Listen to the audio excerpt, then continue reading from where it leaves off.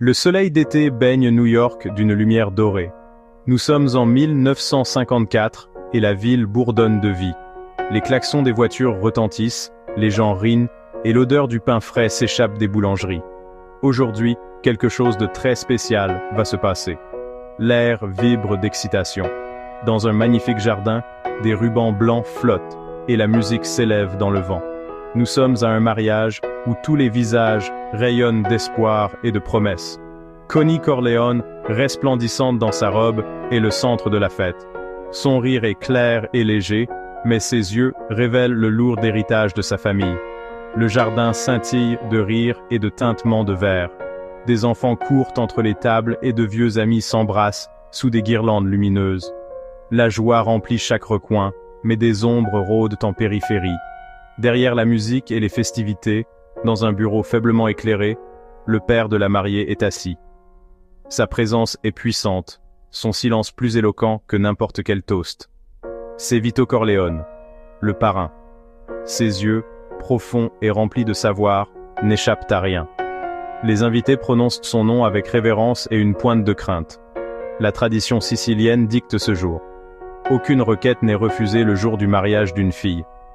Un par un, des hommes en costume élégant se glissent dans son bureau, leur visage tendu d'espoir et de désespoir. Ils viennent demander des services, la justice, la grâce, jamais la police. D'une voix basse, ils lui confient leurs soucis, confiant que le parrain arrangera les choses, car un parrain est un homme à qui on ne peut rien refuser. En retour, ils demandent l'amitié, la loyauté. Une poignée de main scelle un pacte tacite qui les lie à lui plus profondément que le sang. Un jour, et ce jour pourrait ne jamais arriver, je te demanderai un service. Ces mots sont doux, mais leur signification est de fer, une promesse et un avertissement. Parmi les convives se trouve Michael, le plus jeune fils de Vito. Tout juste rentré de la guerre, ses médailles brillantes, il porte une dignité tranquille. Un héros, mais un étranger dans sa propre famille. Il est assis avec Kay, sa petite amie américaine, et lui raconte des histoires qui évitent la vérité. Elle écoute, curieuse et prudente, et perçoit les secrets sous ses mots.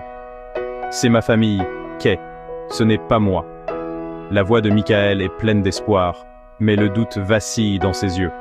Il rêve d'une vie épargnée par l'ombre de sa famille. Comme le légendaire Paul der Jungen, qui choisit sa propre voie, Michael veut lui aussi tracer son propre chemin. Mais le destin, implacable comme une rivière, l'attire. Le courant est rapide, sa force impossible à résister, peu importe à quel point il essaie de s'en éloigner.